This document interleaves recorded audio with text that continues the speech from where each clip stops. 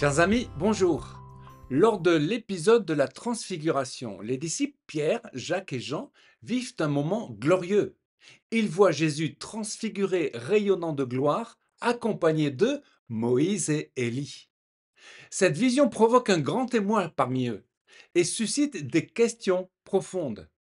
Le ministère d'Élie précède la venue du roi des rois. Il est donc essentiel de comprendre ce que cela signifie et quel rôle Élie va jouer dans le plan de Dieu, lui qui doit venir avant le jour de l'Éternel, le jour grand et redoutable. Marc établit ce lien entre Élie le prophète et le ministère prophétique qui prépare la venue du roi. Sommes-nous de la génération d'Élie et en quoi consiste-t-elle? Marc 9, 11 à 12. Les disciples lui demandèrent: Pourquoi donc les scribes disent-ils qu'Élie doit venir premièrement? Jésus leur répondit: Élie viendra premièrement et rétablira toutes choses. Et pourquoi est-il écrit du Fils de l'homme qu'il doit souffrir beaucoup et être méprisé? Élie et Malachie.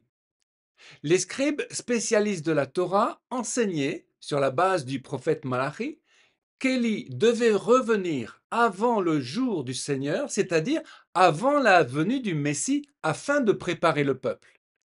Lisons Malachi 3, verset 23. Voici, je vous enverrai Élie le prophète, avant que le jour de l'Éternel arrive, ce jour grand et redoutable. Il ramènera le cœur des pères à leurs enfants, et le cœur des enfants à leurs pères, de peur que je ne vienne frapper le pays d'interdit. Le mot Haaretz peut signifier non seulement le pays, mais aussi la terre entière. Si l'on comprend les enfants comme les croyants issus des nations et les pères comme étant le peuple juif, ce texte prophétise une réconciliation entre Israël et l'Église à la fin des temps. Sans cette réconciliation, la terre elle-même serait livrée au jugement, d'où la grande responsabilité spirituelle de l'Église vis-à-vis d'Israël aujourd'hui. Le rétablissement d'Israël. Les disciples savaient que si Jésus était le Messie, alors Élie devait venir avant lui. Mais ils se demandaient comment cette prophétie allait s'accomplir. Jésus leur confirme, Élie doit venir premièrement et il rétablira toutes choses.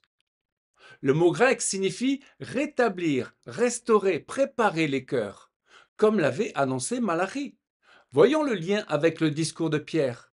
Acte 3, verset 21. Qu'il envoie celui qui vous a été destiné, Yeshua, que le ciel doit recevoir jusqu'au temps du rétablissement de toutes choses, dont Dieu a parlé anciennement par la bouche de ses saints prophètes. Une autre traduction dit Jésus doit demeurer au ciel jusqu'au temps de la restauration. Cela implique qu'il revienne sur terre, et cela est prédit par Zacharie. Il posera ses pieds sur le mont des Oliviers. Le prophète poursuit, disant que toutes les nations viendront adorer le roi à Jérusalem. Élie et Jean-Baptiste. Dans Matthieu, Jésus fait le lien entre Jean-Baptiste et Élie. Il est vrai, dit-il, qu'Élie doit venir et rétablir toutes choses. Il identifie Jean-Baptiste comme Élie. Il marchera devant Dieu avec l'esprit et la puissance d'Élie. L'image du baptême du Seigneur par Jean est saisissante, elle est prophétique. Luc 3, verset 22. Tout le peuple se faisant baptiser, Yeshua fut aussi baptisé. Et pendant qu'il priait, le ciel s'ouvrit, et le Saint-Esprit descendit sur lui sous une forme corporelle comme une colombe. Et une voix fit entendre du ciel ces paroles: Tu es mon Fils bien-aimé, en toi j'ai mis toute mon affection. Un roi est toujours annoncé, précédé par un ambassadeur. C'est exactement le ministère du chrétien que d'annoncer l'évangile de paix et d'être l'ambassadeur du roi. Il est alors un mévasser, du mot bassar, la bonne nouvelle. Il est le porteur de cette bonne nouvelle. Ils sont beaux sur les montagnes les pieds de celui qui apporte de bonnes nouvelles, qui publie la paix. Mais le prophète parle aussi de la bonne nouvelle ultime, celle du roi qui vient, de la consolation de Jérusalem et du salut d'Israël. Ésaïe 52, verset 8. La voix des sentinelles retentit. Elles élèvent la voix, elles poussent ensemble des cris d'allégresse, car de leurs propres yeux, elles voient que l'Éternel ramène Sion. La restauration d'Israël. Comme nous l'avons vu, la terre est épouse, bien-aimée de l'Éternel, attendant son époux, c'est-à-dire Israël. Et lorsque le peuple juif est enfin sur sa terre, le nom de Dieu est alors sanctifié. C'est le prélude à la venue du Messie glorifié. Autrement dit, le retour du roi est lié à la restauration d'Israël, de Sion-Jérusalem comme capitale prophétique et de la vérité biblique restaurée face aux mensonges des nations. Les souffrances du Messie. Revenons à la question des disciples. Pourquoi est-il écrit du Fils de l'homme qu'il doit beaucoup souffrir et être méprisé? Les évangiles révèlent que le fait de la souffrance du Messie était difficile à admettre pour les disciples. Luc 18, verset 34. Il sera livré aux païens. On se moquera de lui, on l'outragera, on crachera sur lui, et après l'avoir battu de verge, on le fera mourir. Et le troisième jour, il ressuscitera. Mais ils ne comprirent rien à cela. C'était pour eux un langage caché, des paroles dont ils ne saisissaient pas le sens. Le mystère du serviteur souffrant était caché à son propre peuple. C'était un discours codé, caché selon l'hébreu tsafoun. C'est aussi le mystère d'Israël que l'Église a tant de mal à comprendre. Dieu a fermé les yeux de son peuple. La Bible dit, grâce à leur faux pas, leur incompréhension, les non-juifs ont eu accès au salut. Jésus relie volontairement la restauration d'Élie à la souffrance du Messie. Il n'y a pas de préparation du royaume sans épreuve, ni de gloire sans croix. Le ministère prophétique d'Élie.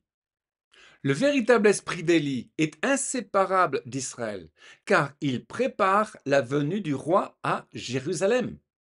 Ignorer Israël, c'est donc passer à côté du cœur même de ce ministère prophétique. Plutôt que de juger ou d'opposer, il s'agit de réaligner nos cœurs avec celui de Dieu. L'esprit d'Élie appelle à aimer Sion, à comprendre les souffrances d'Israël et à préparer l'Église à se réconcilier avec ses racines bibliques. L'Élie d'aujourd'hui ne dénonce pas pour accuser, mais pour réveiller et restaurer. Il prie pour le peuple juif, intercède pour Jérusalem et annonce avec espérance la venue du roi. Il prépare le chemin, non par des discours de condamnation, mais par un amour prophétique enraciné dans la vérité. Marc 13, verset 26. Alors on verra le Fils de l'homme venant sur les nuées avec une grande puissance et avec gloire. Instruisez-vous par une comparaison tirée du figuier. Dès que ses branches deviennent tendres et que les feuilles poussent, vous connaissez que l'été est proche. Quand vous verrez ces choses arriver, sachez que le Fils de l'homme est proche, à la porte. La génération d'Élie. Nous vivons les jours annoncés par les prophètes, le temps du retour d'Israël et de la préparation de la venue du roi. C'est la génération d'Élie, celle qui restaure, qui réconcilie, qui prépare les cœurs. Mais non pas un homme seul, mais un peuple animé par l'Esprit appelant préparer le chemin de l'Éternel. Qui aujourd'hui portera cet esprit et préparera la venue du Messie? Chers amis, l'Élie d'aujourd'hui est ami d'Israël. Celui qui marche dans l'esprit d'Élie aime Sion, comprend et vit les douleurs du peuple juif et d'Israël comme des douleurs d'enfantement. Il appelle l'Église à se réconcilier avec ses racines et ouvre la voie pour la venue du roi à Jérusalem. Amen. Chers amis, à une prochaine fois pour une nouvelle vidéo en direct de Jérusalem.